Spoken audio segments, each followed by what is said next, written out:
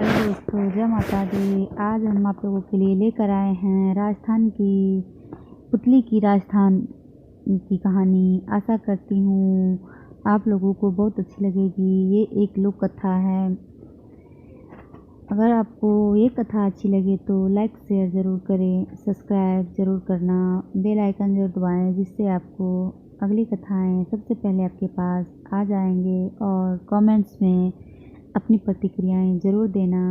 तो चलिए शुरू करते हैं ये राजस्थान की लोक कथाएँ। पुतली की कहानी ये है जो है। 4 मित्र थे। उनमें से एक खाती था, एक दर्जी था, एक सुनार था और एक ब्राह्मण था। चारों ने परदेश में जाकर धन कमाने की सोची और एक दिन ठीक मुहूर्त देखकर अपने गांव से रवाना हो गए। चलते चलते शाम हो गई थी तो एक कुएं के पास रात बासे के लिए ठहर गए। सबने भोजन किया और फिर सोने की तैयारी करने लगे। सुनार के पास सोना था, इसलिए उसने कहा, भाइयों, सबका एक साथ सो जाना ठीक नहीं होगा। दर्जी ने कहा, हाँ भाई, ठीक कहते हो, हमको बारी बारी से पहरे पर जागना चाहिए। ब्राह्मण ने सबके पहरे का समय निश्चित किया।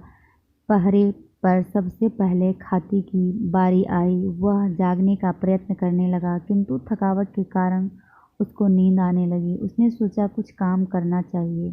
खाती ने एक लकड़ी का टुकड़ा लिया और औजार निकाले और पुतली बनाने लगा। अपना पहरा खत्म होते होते उसने काठी की एक सुंदर पुतली बना ली और फिर दर्जी को जगाकर सो गया। दर्जी ने देखा पुतली तो बहुत सुंदर बनी है। उसने रंग रंगीले कपड़े निकाले, पुतली का नाप लिया और फिर सीने लगा। अपने पहरे के समय में उसने पुतली के लिए अच्छी सी चोली और घेरदार घाघरा तैयार कर लिया। साड़ी के नाप का चुंदरी का कपड़ा लिया और पुतली को सभी कपड़ों पहना ओढ़ाकर खड़ी कर दी। फिर आधी रात के बाद सुनार की बारी आई। वह सोना निकालकर गहने बनाने लगा। धीरे धीरे उसने बोरला, झील, कर्णफूल, नथ, हंसली, हार, चूड़िया, पायल सभी गहने बना दिए और पुतली को पहना दिया। पुतली गहनों कपड़ों में बहुत सुंदर दिखने लगी। अंत में ब्राह्मण की बारी आई। वह पुतली को देखकर विचार में पड़ गया। उसने सोचा, इस पुतली को अपने मंत्र बल से जीवित करना चाहिए। वह मंत्र बोलता हुआ उस पर जल छिड़कने लगा। सुबह होते होते पुतली जीवित होकर जवान लड़की बन गई। सवेरा होते ही सभी जग गए और सुंदर लड़की को अपने पास देखकर आश्चर्य करने लगे। ब्राह्मण ने कहा, इसको मैंने मंत्र बल से जीवित किया है, इसलिए मैं ही इसके साथ विवाह करूंगा।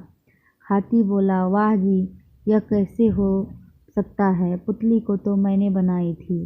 दर्जी बोला, इसके लिए मैंने ही कपड़े तैयार किए हैं, इसके साथ तो मैं ही विवाह करूंगा।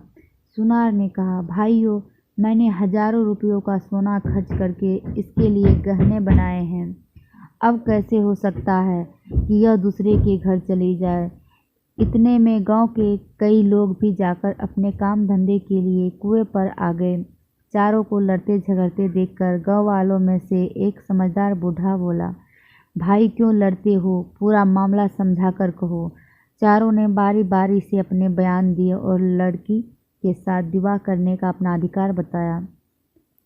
बूढ़े ने सबकी बातें समझकर कहा, खाती ने पुतली बनाई और ब्राह्मण ने इसको जीवित किया, इसलिए दोनों इसके बाप हैं। दोनों में से किसी का भी विवाह इस लड़की के साथ नहीं हो सकता। रही बात दर्जी की, इसने कपड़े तैयार किए हैं, यह काम मामा का होता है।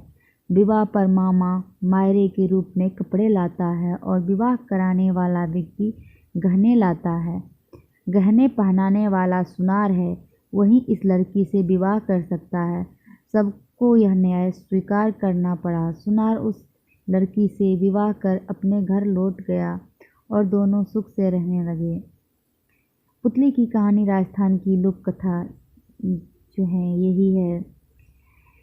और हम आपको इससे आगे की कथा दूसरे वीडियो में देंगे। तब तक के लिए धन्यवाद। जय माता दी।